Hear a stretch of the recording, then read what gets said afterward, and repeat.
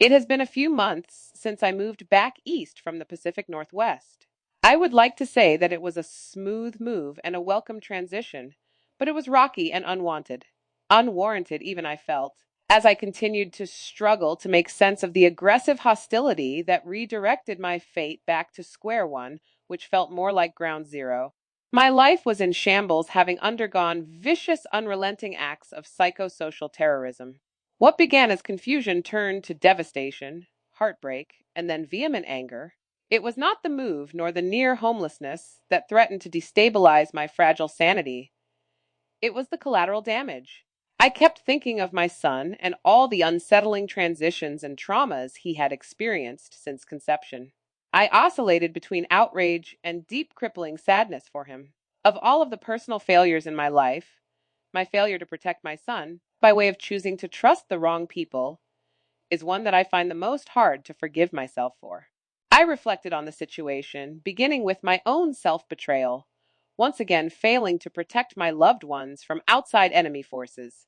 I believed that by being open and honest about my past pain and trauma, others would respond with compassion rather than judgment, with restraint rather than opportunism. That they would choose kindness and not weaponize my trauma or my vulnerable state of healing against me.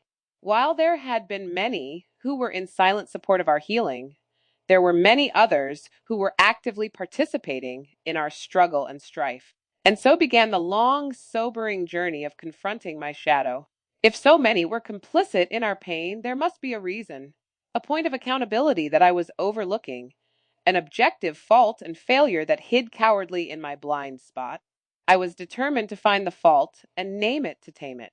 And surely, if this dark night of the soul was some form of karmic reckoning and correcting, what about the log sticking out of my neighbor's eye? The dark cloud of crack smoke hanging over the loiterers on the street corner? The tequila sunrises and bottomless mimosas toasted by so many of my friends? The shallowly validating and ultimately purposeless promiscuity engaged in by my single parent friends? Or was this line of questioning also a part of my shadow that needed addressing? Perhaps the most vital? I have always adhered to the notion that comparison is the thief of joy. Still, why wasn't everyone getting the same sobering dose of reality? In fact, a few folks I knew were on the rise as I was descending into hell on earth. What did I do that was so wrong that I needed to be exiled from the city and sent packing? I felt like a prodigal child returning home with tail tucked and face full of shame and disgrace. Thankfully for me, shame is not a look that I wear well, and ultimately holds no real authenticity of expression. So I was quick to shed that mask in lieu of one of bravery and determination with a sheen of resignation. I had fully sobered up. I dived deep into downward dogs and meditation, embracing once again my yoga practice. I began to again learn aspects of psychology and lean on varying spiritual modalities to help aid my healing. But this visage was worn haughtily and unconvincingly for too long. Then, not long ago, in the middle of a flailing and failing prayer of gratitude to God, I just stopped talking. I no longer cared, I felt.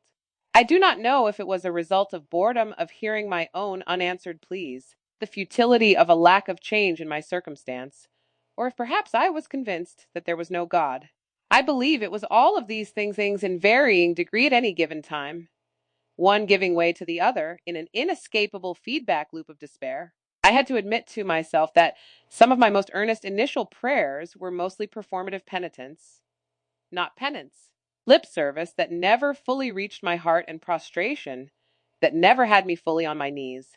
I had not been praying to any god, but was merely bemoaning and expressing my frustration to those who I felt had betrayed me and did me wrong. I was lacking gratitude for what I did have.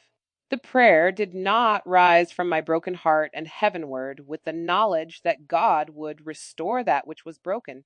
It descended downward from my heart in dense radiating rage. I had not been growing out of the situation, and I could not see past or above the situation. There was no bird's eye view of a bigger picture. I caught no glimpse of a silver lining on any cloud except for my sobriety, which I feared hung in a fragile balance from the stress of the situation. I even began to question the notion of there even being a higher power other than the misguided machinations of men in positions of power and privilege. I had not truly been forgiving of myself or others. How then was God going to forgive and restore me? Or even show themselves to me? I was undone. How could God have forsaken me so much so as to doubt his own existence? I was once again faced with the same Christ comparing feelings I had before leaving the West Coast. Why then was this story being played out so biblically, archetypically accurate, apocalyptically, even as the world that I knew crumbled down around me? What was supposed to learn here? What would Jesus do? What did Jesus do, actually? I died, metaphorically and figuratively. I allowed myself to really take inventory of my life, not in comparison to another, or how much worse a human I could have been given my many adversities, but in comparison to how I should have been living my life despite them. It was an immensely difficult thing to do, convincing myself to take accountability for the ways in which I needed to move to survive in systems that were never built to support Black women or people of color or in poverty in general. I grappled with having to contend with the knowledge that the biggest criminals and highest levels of corruption were at the highest levels of society, big business, and politics. And yet somehow, the subversive survival tactics of an impoverished Black woman and single mother had come under attack and needed to be made an example of. I could not help but to wonder how many members of the jury were wildly casting stones in my direction from inside their glass houses. I wondered where the people that I loved, had helped and supported throughout the years were. Where were they to either defend me or to inquire as to my well being? My phone was silent, no emails or messages on my social media, and no visits or letters from friends. All alone, I found that I would have to release any egoic notion suggesting that balancing my karma in quiet by the many good deeds I had done would, in some way, counterbalance my deviance and subversion. However, that was never really my reasoning. I was generally a good person, I felt. I was generous, thoughtful, loving, and kind. Aside from bouts of bitter recall of past transgressions against me, I tended to forgive and forget fairly easily. I was not snobby, pretentious, or self righteous, as there was no need to be, having grown up in poverty. I was no angel, but I tried to do good and was getting a handle on my responsibilities. I was no savior, but I aspired to be a source of healing and comfort to others. But if Jesus was not saved from the persecution of an army of soldiers, what chance did I have? And I was no virgin to sin. The jig was up, it seemed. My time of judgment had come, and I was found wanting. I suppose that it is a wonder that I am even alive at all, given the dangerous situations I had put myself in the past. There is a lot I can say about my reckless youth and carefree adulthood. But after parenthood, my son was providing a reason for balance and growth that I was embracing with alacrity and grace. But returning my childhood home abject, penniless, dejected, and graceless, was no cause to raise a glass and celebrate, and aside for a few glasses of wine with a very old and dear friend of mine, I felt no need to announce my arrival home. Besides, the idea of borrowing a car and allowance money from my mother for an entertainment outing made me cringe with humiliation. I was desperate to have a soul session with psychedelics, a gota, in times of deep questioning and questing for spiritual insight. But something was telling me that this time, the level of shadow work that I was doing necessitated sobriety. I also did not feel as if the spiritual insight was regarding me in relation to myself. This was bigger than me and was bullying my psyche, therefore. It did not seem fitting to use psychedelics to vulnerably open my heart to answers from my higher self, lest the external environment once again turn against me, capitalizing off of my vulnerability and innocence once more. I was grateful for at least one major aspect of the move, and that is that people in this town knew me. They knew my family, and they knew that we were good, that I was good. I would not need to run myself to the ground trying to convince anyone of my intentions and character. At least these people knew who I was sincerely. Besides, the return also allowed me to move in silence and start over in a lot of ways.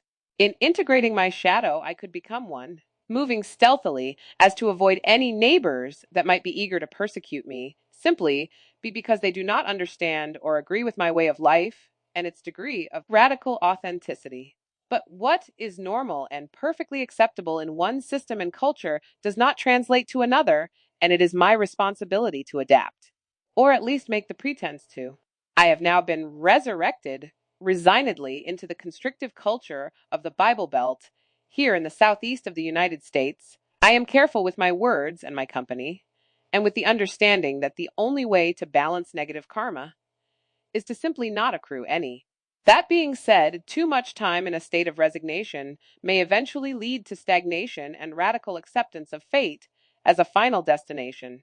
I have come to see the unveiling of my shadow, the darker aspects of myself, as an invitation for deeper integration, assimilation, growth, and ascension.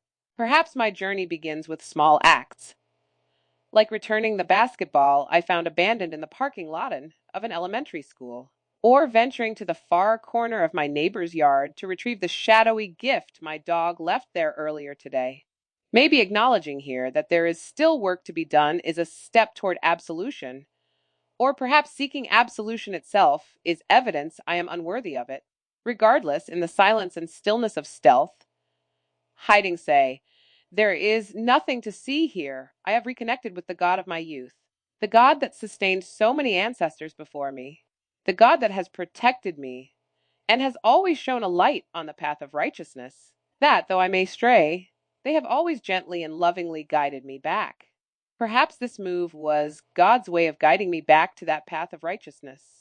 Maybe the methods of communication have changed, evolving to become much more forceful and unrelenting. But I believe in a God of love. That is the God that has sustained me and sustains me still. What I have experienced here in my darkest hour is not a love language that I recognize nor respond well to, or at least I have not to date, but spiritual Darwinism may be at play and I need to adapt or die, acquaint myself with the AI enhanced pop culture Christ, or be rendered obsolete in a most unholy manner. There is still much to be grateful for, and to gain from this experience. My sobriety is now a precious and unfuckwithable commodity. I can no longer attribute any false self to any hazy drug-induced delusion. More's the pity on that one, since there are no excuses. But I trust that God will provide a new purpose for my path. Perhaps in seeking God in earnest, I will find them in new and unlikely places. Regardless, I know there is nothing that God does not allow, that is not in some way a part of their plan.